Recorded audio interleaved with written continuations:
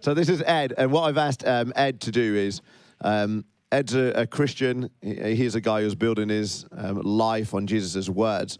So I've just asked Ed to, obviously I didn't speak about the words that Jesus said. Ed's going to talk about how that's worked out for him in his own life. So give him a round of applause to make him feel welcome.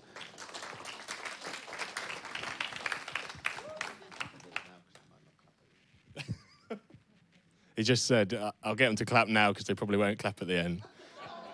I was going to come up here and say I used to have a friend called Scott. But I was a little bit wrong-footed when Scott asked me to do a talk tonight on my testimony, I guess, how I became a Christian, because for those of you who know me, particularly my very unfortunate colleagues, I have an abysmally poor memory. And so I don't, they love it. I don't really have a clear memory of when I became a Christian. I think a lot of the time you get a testimony of someone who has a really kind of defining moment in their life.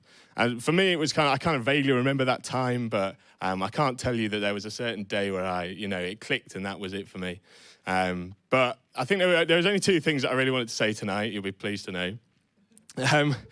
The first thing is that I'm a very skeptical person, and so sort of growing up and as a kid, and now even as an adult, I'm still very skeptical. My wife Grace gets very frustrated with me because she's one of these people that loves to watch funny videos online and prank videos, and I'm the sort of person that say, well, that's not real, is it? They've just faked that. You can see it's like there's people hiding behind the doors and stuff.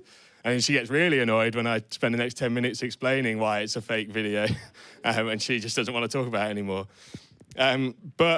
So being a skeptical person in general and not really trusting things like that, but growing up in a Christian household, so my dad was a vicar, and so very much as a kid I grew up in the church. I knew the Bible stories. I knew what I was supposed to believe, or I guess people expected me to believe, but I didn't know it to be true. So that first thing that I want to say is that I spent a lot of time trying to check that the things in the Bible that were said are true, and that they really happened, that I could trust that these things actually happened, that God existed, and all of these things. And I kind of figured, well, if I get that right, then, it'll happen. I'll be a Christian. I'll feel like a committed believer at that point. And I went away and did that, and over a long period of time, I guess it's still doing it now, but I came to discover that actually the things that are written in the Bible are true, that it's accurate history. I think our culture has a very dismissive way of looking at the Bible. They kind of just classify it as a religious text, and therefore every time someone references it's got big asterisks next to it. It's kind of like, oh, well, that's from the Bible, so it's not actually historical.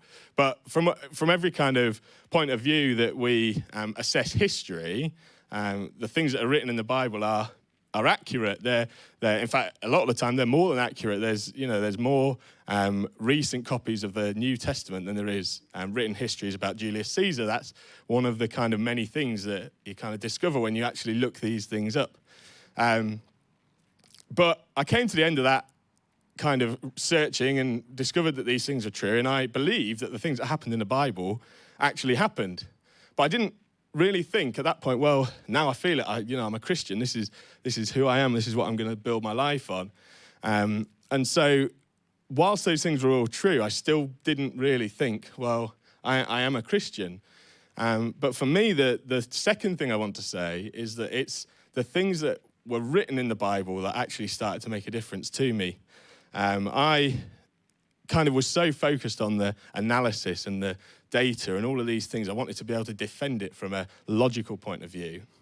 But it was the things that are actually written in the Bible that started to change my heart and affect me. It was God's word that made the difference.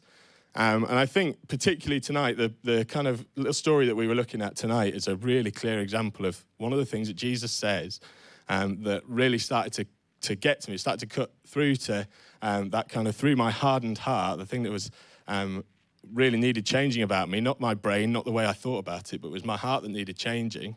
And it was through understanding that Jesus actually cared about me and cared about me personally, that started to really change things. And I think that was where I could say, that's when I've become a Christian, is when I readily accepted that Jesus cared for me, that I'm someone who's done wrong, I'm a sinful person, but he cares for me anyway and offers me that forgiveness. And so when Scott's talking about this great God who's the creator of all things, you see that in Genesis, God creates all things, and yet he cares for us individually, he cares for me, he cares for you, so specifically that he wanted to save us from the sinful and broken world that we're in.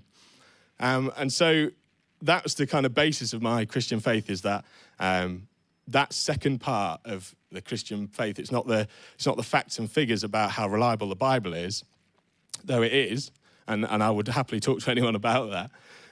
But it's the life-changing words that Jesus speaks into our creation. And Scott talked a lot about the foundation of your life and weathering the storms, and that's what the story we've looked at is all about.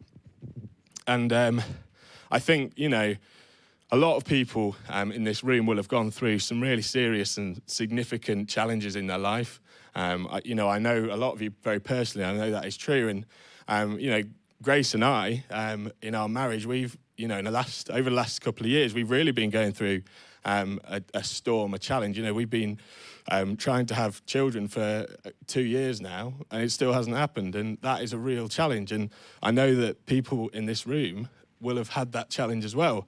And I'm sure that's true of a lot of people. And it can really take it out of you. Like, it's a big, big challenge. But I tell you right now that if it weren't for Jesus, then we wouldn't have got through that. I tried to practice this and thought, I'm not going to cry. I'm a big softie. I cry all the time. But we wouldn't have got through it, because it's a reality for us that it's something that we just couldn't have done without Jesus. We would not have got through this, because it's so hard to live in a world that's broken and not have something that's beyond our own self. Scott has this great analogy of a ship, and we're able to put our anchor down into the sea, and it'll fasten on a rock, and that rock will hold us in place. But if we try and put our anchor down inside our own boat, if our anchor is in ourselves, then what good is it doing? It's not doing anything for us. And I guess that's the same thing from the passage today. We build our house on a rock, it's not going to get blown down. So, we've got that firm foundation, and each day I'm kind of amazed by God's goodness to us, and the strength that we can take from him because he makes us strong when we're weak.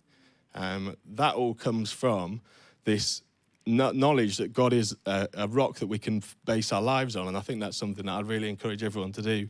And so I guess I finished by saying that you don't have to take my word for it, that the Bible is true, because it is true. I'm completely convinced of that, through a lot of time spent trying to validate it. But actually, you do have to take my word for it, that the Bible changes lives, because it's changed my life, and God's words changed my life, and the people that have invited you tonight, the same for them. So you don't have to take my word for it that the Bible is true, but you do have to take my word for it that God's word will change your life. Thanks.